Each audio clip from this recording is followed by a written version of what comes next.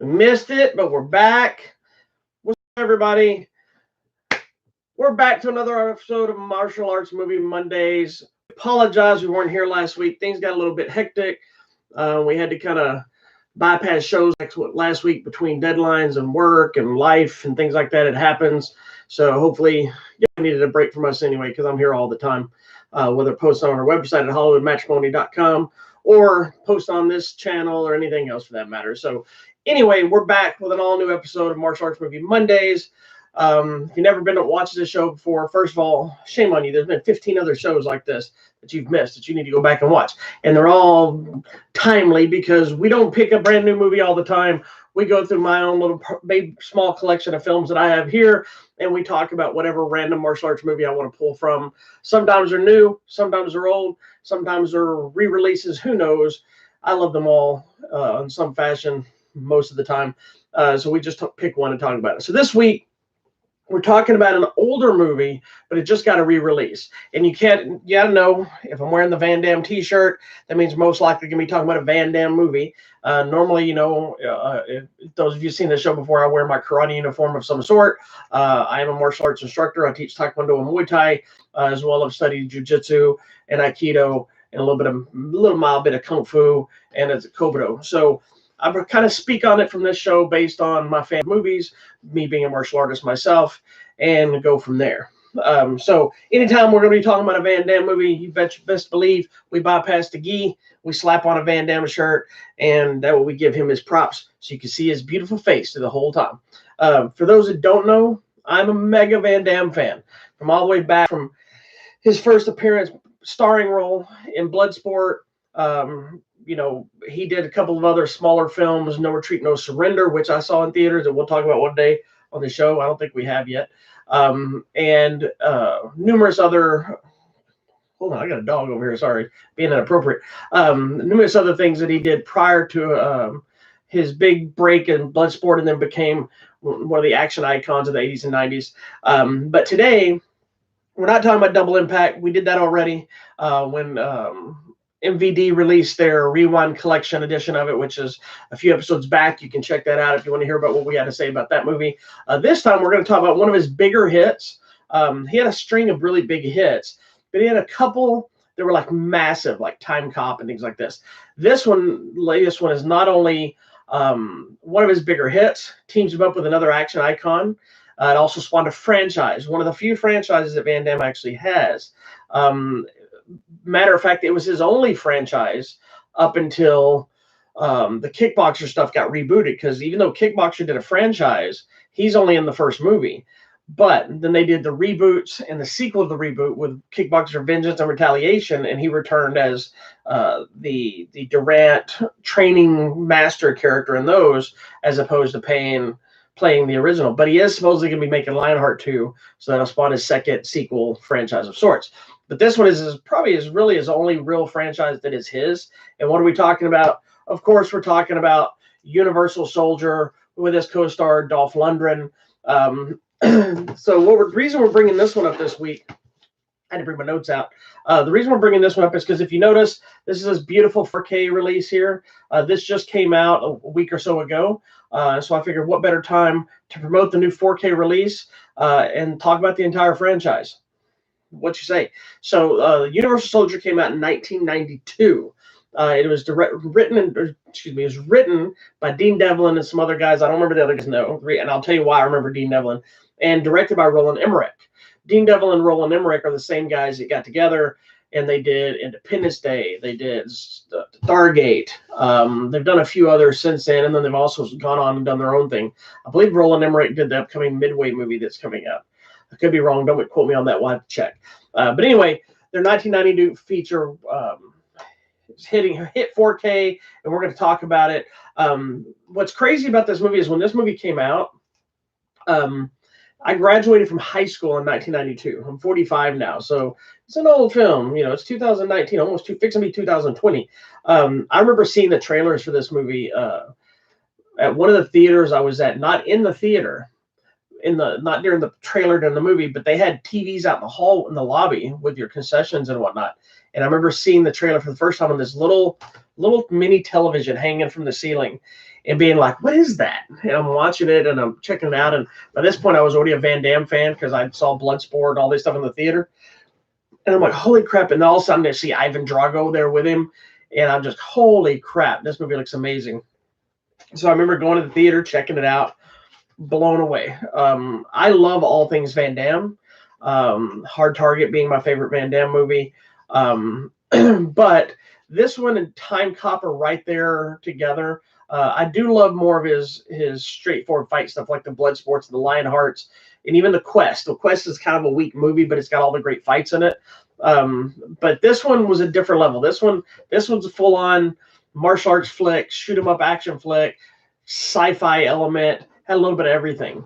And we'll talk a little bit more about the 4K, but I want to talk about the franchise and Universal Soldier itself in general first. So let's put this one to the side because I have the entire movie collection.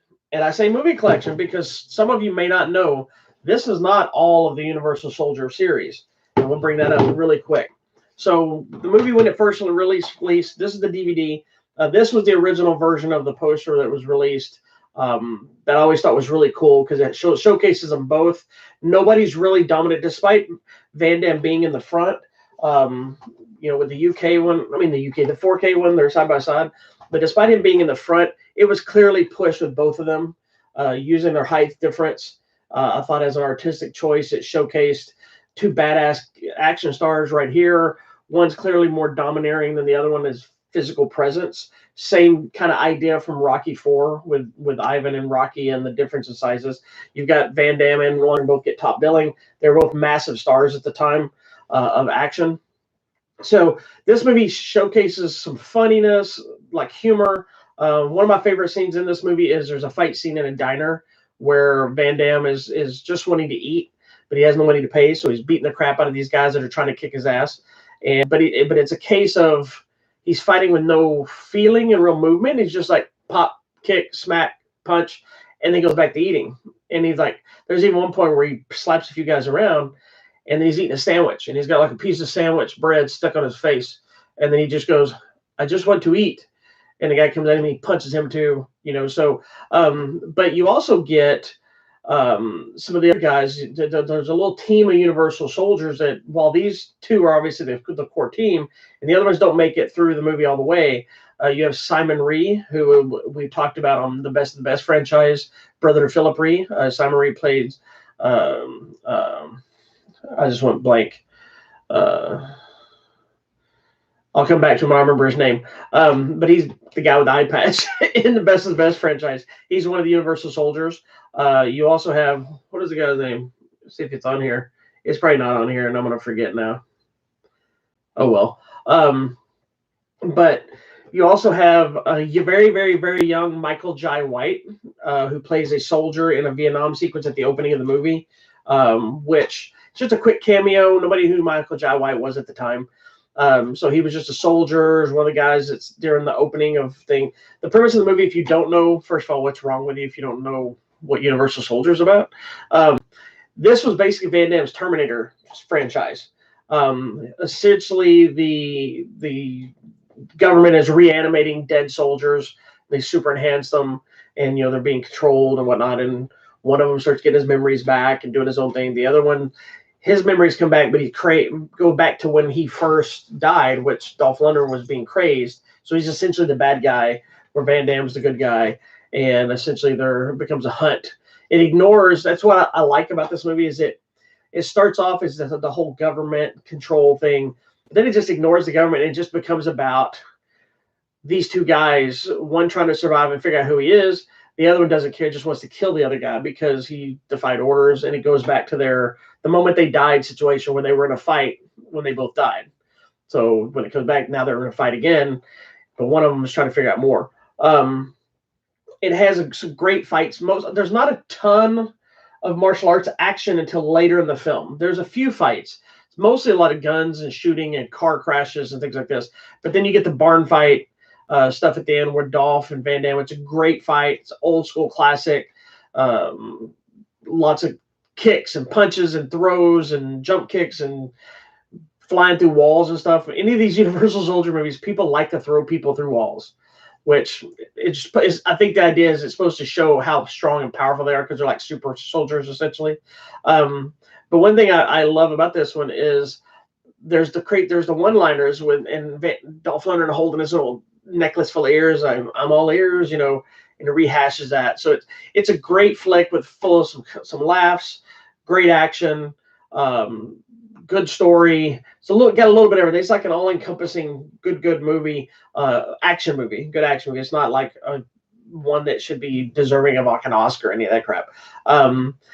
But what some people don't know, and I didn't know, but I knew, but I didn't see it until the 4K edition, is the ending to this movie was not the original ending. The way this movie ends, if you've never seen it, and I'm going to kind of spoil it, it was 1992, if you haven't seen it by now. Anyway, Dolph and Van Damme fight at the end. You imagine who wins. It's obviously a Van Damme movie. And it's kind of a happily ever after kind of thing, which we obviously understand that because we went on to a franchise. So Van Damme's clearly still around. Dolph is clearly somehow still around because he shows up in the later movies as well, which is one of the confusing elements of the franchise, which we'll discuss in a minute. But there's an original ending that didn't include any of the barn fight scene. The fight initially it takes place out in the outside of the house. It's in the rain. They're beating the crap out of each other. Everything happens as it plays out as you see it, but it doesn't have the sequence that gets into the barn. And there's a moment where they have like the serum that supercharges them because they have to be kept cool, or their body overheats because of implants and all the different things. And there's a serum that kind of hypes them. It's like adrenaline. There's that whole sequence. It's way better fight scene than the one we got than the original ending. But this 4K release offers up the alternate ending, which the alternate ending, very much like First Blood with Stallone, showcases Van Damme's character dying. Government shows up at the end of it, and they blast him, and they shoot him, and they kill him, seemingly dead.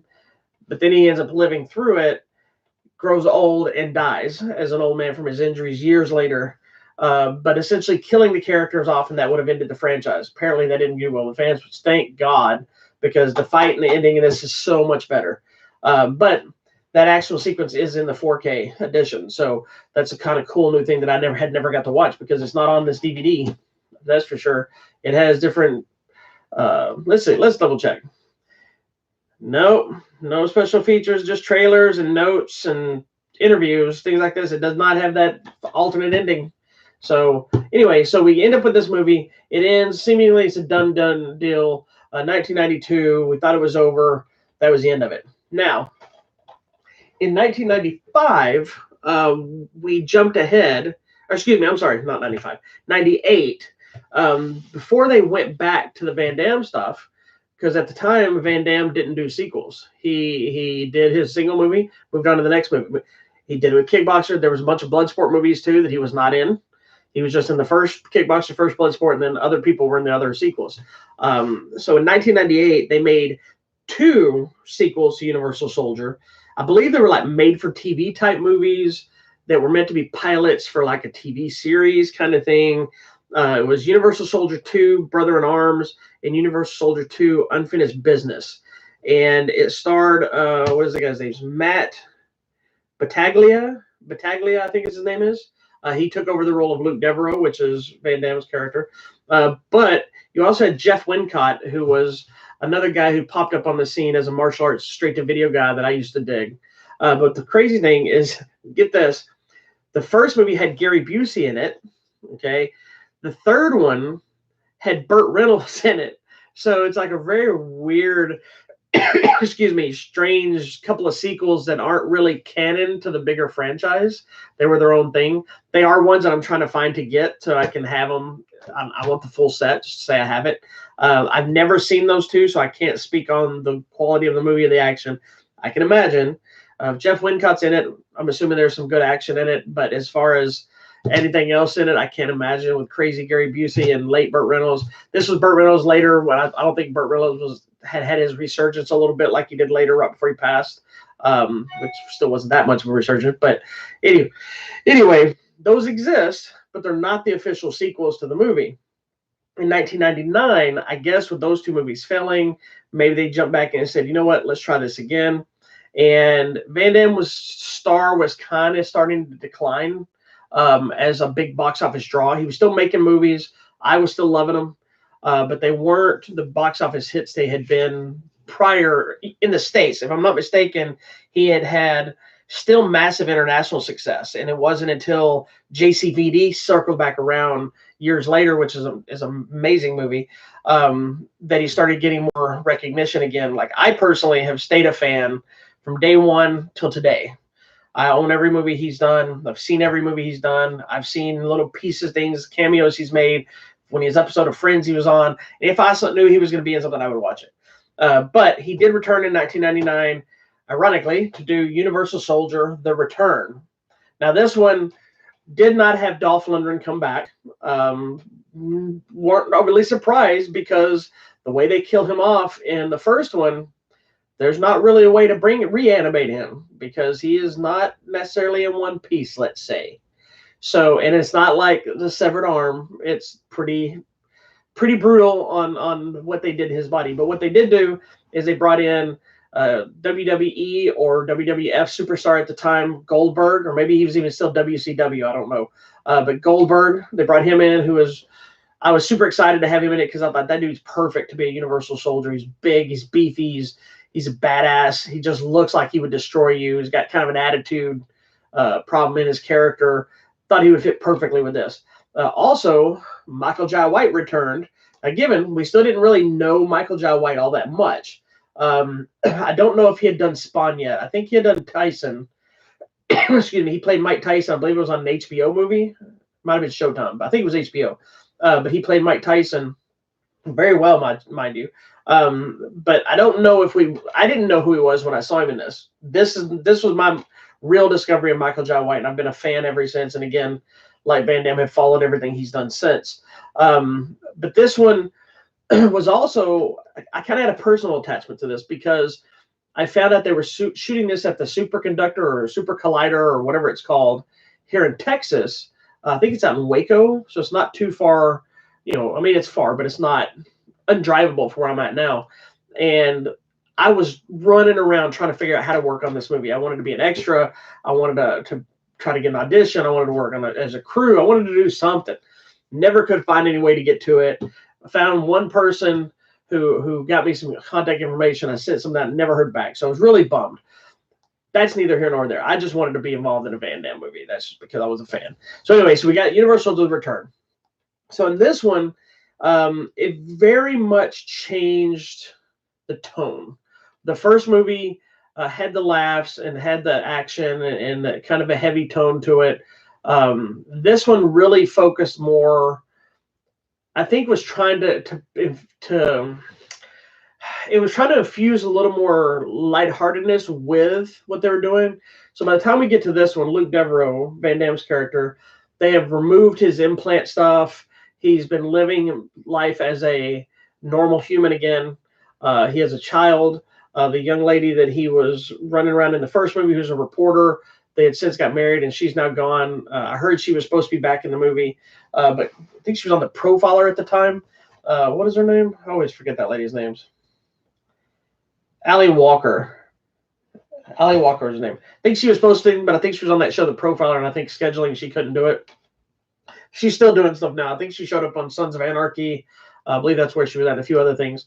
But anyway, so this time around, there's like a new version, like all these movies. There's a new version of this Unisol program. Now they've created this thing called Seth. Seth is like this computer entity that helps control the programming and all this kind of stuff. But he's kind of encapsulated in this thing, and he's friends with Van Damme. No, not friends, but they like each other. He talks to his daughter and all that kind of stuff, and finds out that they're going to shut the program down. So Seth doesn't like that. And so now we have the majority of the movie takes place in the base. It gets shut down. And so like all the Seth basically takes over all the Universal Soldiers, Unisols as they're called, and sets them to take over to shut it down, because they're not going to shut us down. And Goldberg, being one of them, is running around wreaking havoc. So it's a high impact, heavy action movie, lots of fighting, lots of shooting, lots of cheesy one-liners. It's not as good as the first one. For some reason, this movie gets a bad rap. I don't think this movie is fun. I got what I wanted out of this movie. The Van Damme Goldberg fight is great. The Van Damme Michael Jai White fight is awesome. I was blown away the first time because basically what happens is Seth puts himself in a body that he created, which becomes Michael Jai White's body. And him and Van Damme, because Michael Jai White's an awesome kicker. He's an awesome martial artist, but he's an awesome kicker just like Van Damme. And him jump kick, and there's this one massive jump kick that he kind of does this jump. It's kind of a hook into a roundhouse jump kick transition. It's hard to explain without you seeing it, but it's so perfectly executed that when the first time I saw it, I was like, what? And I became obsessed with it and started practicing it till I could do it. And it's just like all the other ones. I feed off the martial arts energy from these movies, and have always found things, techniques, like watching the street side kicks that Van Damme does. Michael Jai White does the same thing where he's just standing toe to toe with somebody and just sidekick him right in the face. And this one I love because his character is essentially a computer. So he's not supposed to have a lot of feeling, much like Van Damme in the first one. And he's not supposed to be fluid, right? So there's a lot of times that when he's fighting, one of the sequences, he's literally got his hands behind his back. And he sidekicks guy and just stands there and never moves beyond that. When Van Damme is hitting him at one point, he's just using one hand to block and strike because he doesn't need to do anything else. But this movie holds up from that point. It's got a bunch of great action in it. It doesn't hold the same overall feel as the first one, but despite what most people say about this movie, I like this movie. I still think it's fun. I think it works. Goldberg chews up every scene he is with all kinds of cheesy one-liners and stuff, but he gets to do the famed Goldberg spear, and he does his yell, and he just beats the crap out of people, and he just fits. But again, it's my personal opinion. I'm going to tell you now, I love all things Van Damme. I've said it before. I'll say it again. I love all things Michael Jai White. I've now watched and own everything that he's done to date. And super excited for his Outlaw Johnny Black that he's working on right now. So anyway, so we had Universal Soldier Return. So again, the way this one ends, it felt like it's done, right? And that was 1999. So it seemed to be over. We didn't seem like we were getting anything else. It didn't seem like anything else was going to happen. So for years, I watched those two movies over and over and over and over. I had them on VHS, DVD. Loved all the action. I mimicked stuff. It became part of my lexicon of martial arts and watching movies. What I do. And then out of nowhere in 2009, I remember seeing a poster pop up. I lost my mind that they had done another Universal Soldier. This time, not only bringing back Van Damme, but bringing back Dolph Lundgren again, which I was totally blown away and confused by because there's no way they can bring him back. And this time, I never say his name right. It was for Universal Soldier Regeneration with also Andrei Arlovsky, who was an MMA fighter. And while this is still a sequel to the rest of the movies, it kind of ignores the second movie. It obviously ignores the TV movies, but ignores Universal: The Return, and instead plays up on the assumption of that he never got his implants and stuff out. He's been now taken at the end of the previous movie, and he was out trying to get rehabilitated and reintegrated into normal life as a human, while they still had the Unisol program for whatever reason again. But this time, this one's confuses me. So this took it into a newer, grittier, heavier direction, right? It doesn't have the one-liners. It doesn't have the silly 80s, 90s feel that the other one has. We've gone into 2000s in it, so it's a new movie. So he may be playing Luke Devereaux, and it may be still a sequel to that series and not ignoring it completely, but it is not the same universe. It is darker. It's bloodier. Let me see if it says. The one thing that confused me. Hold on. The way they say that. Okay, so the basic premise, the whole movie takes place in like Chernobyl nuclear reactor because there's like a rogue Unisol that I guess broke programming or something, and he's now threatening to, I don't know if it's him or the people that are working with him are threatening to put out some kind of a nuclear cloud or some crap. So now they send in their Unisol team that they have. They're not enough because he's badass, and it's Arlovsky who's UFC champion. I believe he was called the Pitbull, but he's the one there. So the majority of the fighting in this movie is him. It's Arlovsky destroying people, and there's some badass fights. He's great in the role. He has little to no dialogue, and just shows up and beats the shit out of people, and does it with some precision. Does it with flair. There's no fancy high flying wire worky type split kicks. That's the Van Damme thing. But he comes in there, he's Superman punching, he's kneeing people, he's throwing people, he's punching, he's choking, he's arm blocking, and it's awesome, and it's brutal. Like, he's hitting people and then getting them down and then just repeating it, hitting them even when they're done. It's like the guy hits one guy in the face probably 15 times for no reason. So it takes a while. Once you get past some of the first attacks and stuff, there's a lull in the film that kind of makes you like, come on, let's get to it. And they're trying to build up the Van Damme's character, what he's been doing, his breakdowns that he has, trying to assimilate before they bring him back and realize that he's the only one that can take him down. At the same time, the part I always get confused about is, hold on.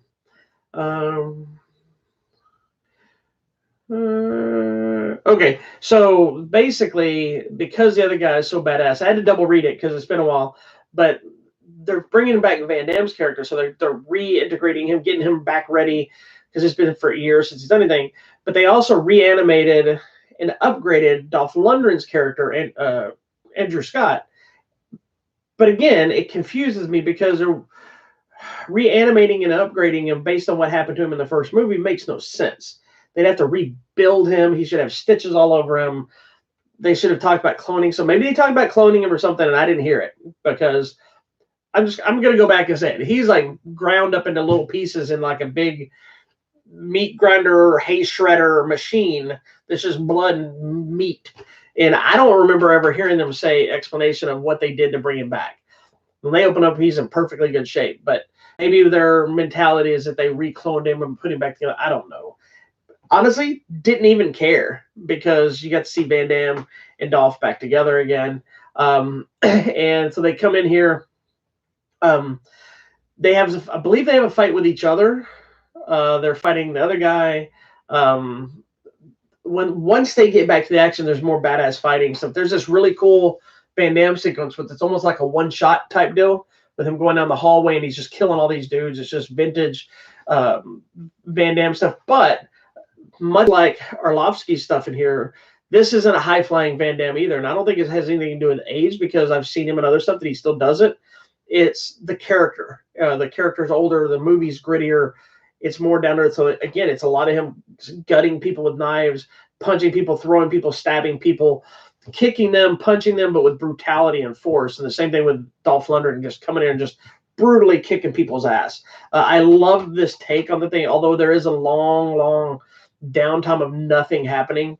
I did enjoy this one quite a bit, just because it put a different spin on the franchise, and it does end with Van Damme kind of jogging off, leaving after he finishes everything, him kind of getting away, and you don't know where he's going or what happened to him.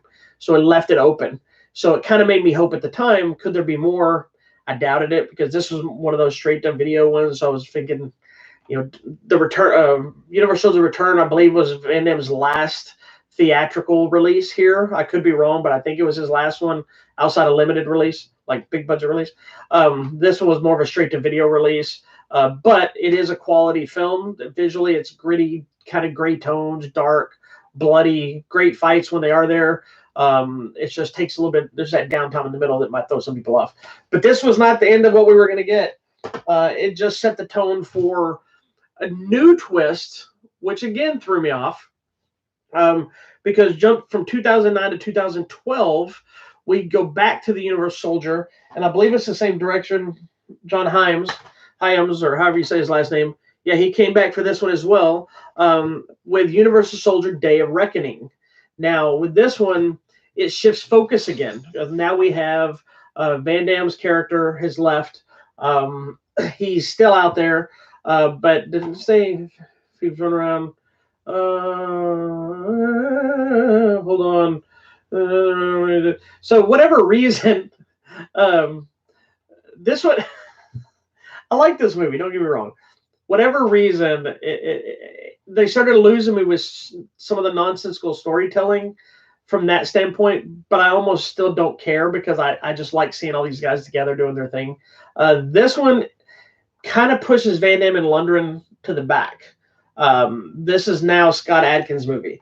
Scott Adkins is another guy who I discovered him back in Undisputed 2, I believe it was the first time I really knew him, and then realized I had seen him in a lot of other stuff, which we're going to discuss the whole Undisputed franchise at some point too. But he's done other movies like The Shepherd with Van Damme. They had done, I don't know if it was the same year, but I don't know if it came out before or after this. But Lundgren, Van Damme, and Scott Adkins also were all in Expendables 2 together. So this was kind of a reteam, or that was a reteam. Either way, they reteamed somewhere.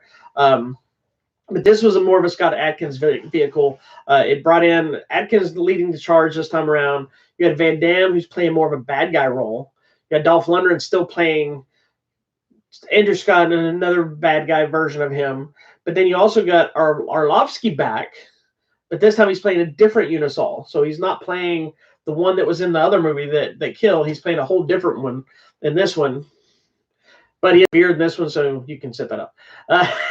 This one is a little bit more of a straightforward, tried to create a straightforward story, because this time you have a Scott Adkins character whose wife and child are murdered. He wakes up, he's running around trying to find the guy responsible. He knows who did it because they show him at the beginning, and it's Van Damme's characters leading like these. Well, Van Damme's got his people, and Dolph Lundgren's leading this band of rogue Unisols for whatever reason, and so he's just trying to figure out to stop them, and he's also starting to find out stuff about himself and who he is, and things with himself may not be as they seem. There are some great fights in this movie. Again, it has some downtime. My biggest disappointed factor in this film was I love the movie. It's a great, fun, and action movie, but I didn't get enough Van Damme. I didn't get enough Dolph. But you have to also understand this is a Scott Adkins movie. So despite these guys, it being their franchise, and I say their franchise because Lundgren's been in all, it's really Van Damme's franchise, but I like to give Lundgren credit too because he's been in every single one except for Part 2. So he deserves to be in his franchise as well. But Scott Adkins stepped in, and I think part of that was they were trying to revitalize the franchise with some fresh meat like they did with the last one with Arlovsky. So this time Scott Adkins was kind of coming through the ranks and really becoming a martial arts draw with stuff like Undisputed and Boyka and Ninja and the Expendables that he showed up in and tons of stuff since then. But I think this was a way of kind of bringing some new blood into the mix. He's a prolific martial artist as well. So it was a good way to kind of add. He's kind of the Michael Jai White for this movie, but he leads it as opposed to being the bad guy or secondary character. This also has a weird psychedelic vibe that kind of could throw people off because it's part of remembering things, and things are flashes and give you seizures if you don't watch it. Van Damme is bald in this one. He's completely shaved head, which I thought he looked badass. He's got this weird face paint where the top half of it's white, the bottom half is black. It's really strange, and Dolph has the same kind of thing, but his is just black across his face right there. He's not bald. It's a weird movie.